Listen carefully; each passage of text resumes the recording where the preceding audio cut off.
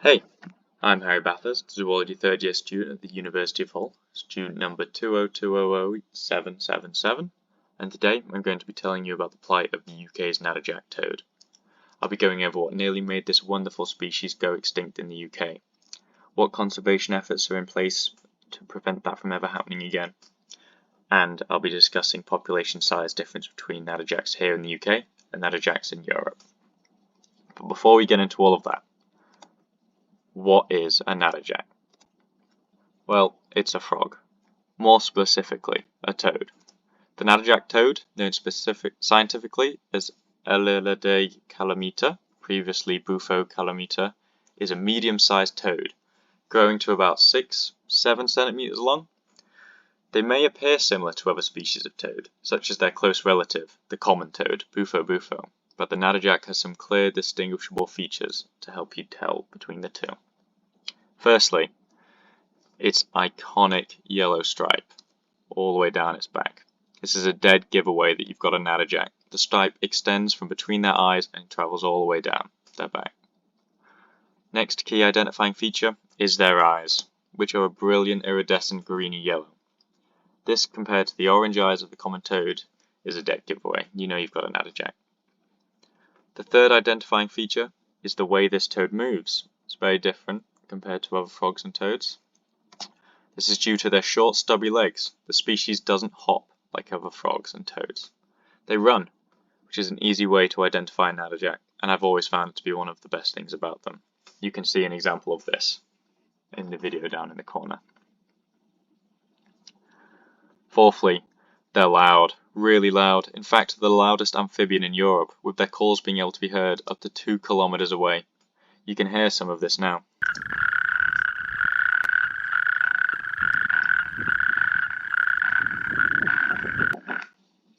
And a fun fact about Natterjacks, they're the loudest amphibian, but they have the smallest tadpoles out of all amphibians in Europe. But when you're a Natterjack in the UK, you've got to be loud, to make sure others of your kind can hear you, because there's not many of you left.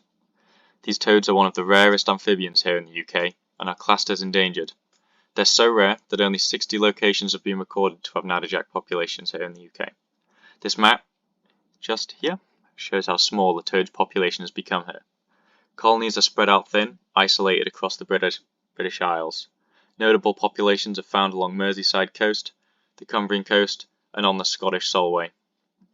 Work to protect the species started in the 1970s, since it was this time that scientists realised that 75% of all UK Natterjacks had become extinct.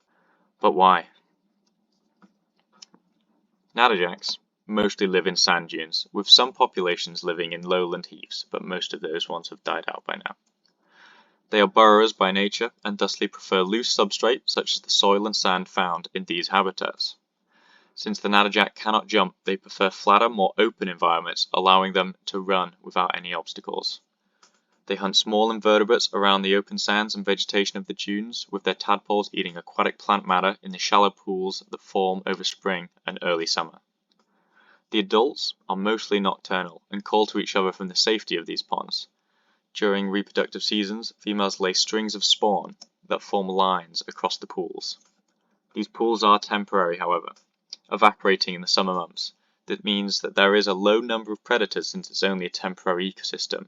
However, examples of predators include dragonfly larvae, since they are also temporary. It is this niche lifestyle that puts the toad at risk to multiple threats. We'll go through some of them now.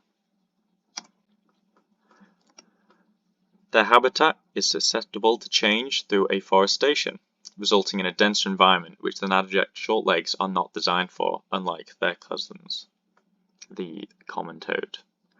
The ever-encroaching human structures take vital habitat away from the species. Their reproductive pools can become damaged and toxic through acidification from agricultural chemicals or global warming. With the changing ecosystem, they can be outcompeted by species such as Bufo bufo, the common toad, which are better at surviving in denser environments. Farming can impact the toads, with livestock often offsetting the organic levels in their pool, making them inadequate for spawn. They do this with feces or from drinking from it.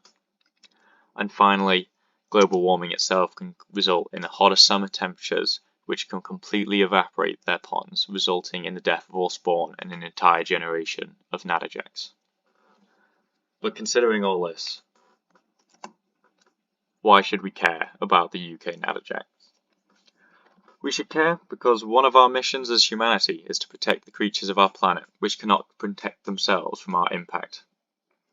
They are also an incredibly important part of their local ecosystem, acting as a predator to a number of invertebrate species and becoming prey to a number of predators recycling nutrients. These predators can include otters and herons. Not only this, but natterjacks are an iconic UK species and are therefore integral to our country's natural identity. Letting this species go extinct would result in an objectively worse natural identity for our country. And it seems the UK government agrees, since the species has been protected since 1981. The Conservation of Habitats and Species Regulation from 2017 state that it is illegal to kill, injure, disturb, or capture adult toads, take or destroy frog spawn from their ponds, damage or destroy any natterjack habitat, or transport natterjack toads away, dead or alive, from their habitat. Not only this, but the Wildlife and Countryside Act of 1981 made it illegal to disturb a sheltering natterjack toad or obstruct toads from reaching shelter. The breaking of these laws bring high fines and in some cases jail time. These records show government investment in the natterjack survival. But other than government laws, what conservation is being done to protect the species? Well, there are many different approaches to protecting the species being taken by scientists. Here's a few examples. Restoration and construction of new shallow pools is a high priority because this creates more habitat and allows the species to reproduce in higher numbers. Females can lay up to 1,000 eggs in a season, so having more pools will rapidly increase the numbers. The reintroduction of captive bred toads is a nice way of artificially increasing toad numbers at a site.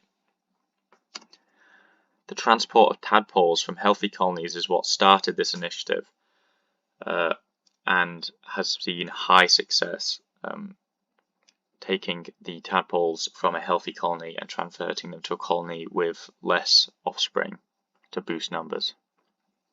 The creation of new colonies by taking toads and frogs of all ages and introducing them to an area that is new or that the species was once there and has died out.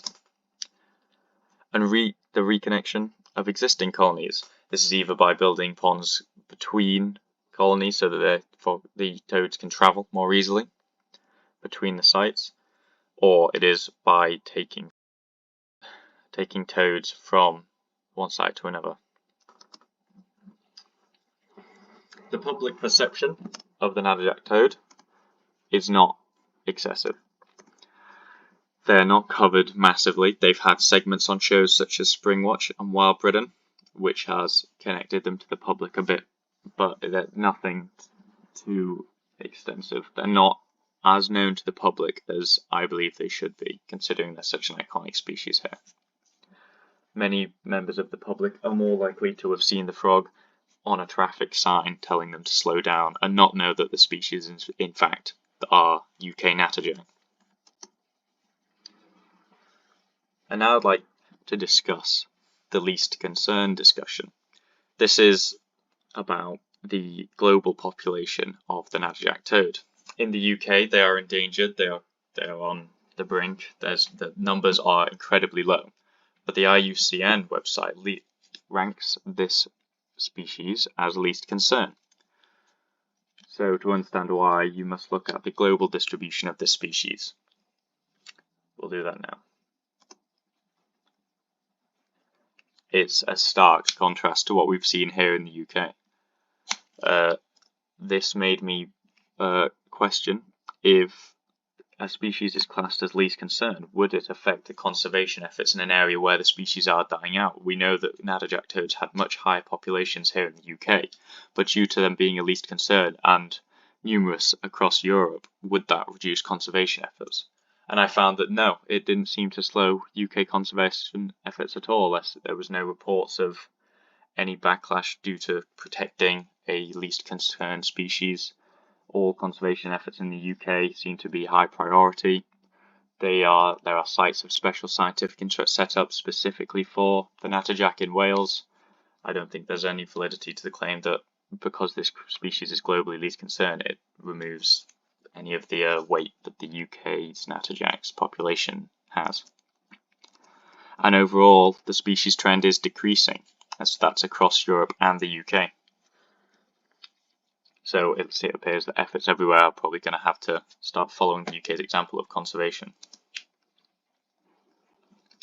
And future challenges for the Natterjack. The most obvious one is global warming, because as established earlier, this has already happened. Pond desiccation has caused entire colonies to die out in one go. Since without their reproductive pool, there's nowhere for the frogs to pass on their genes to continue the next generation.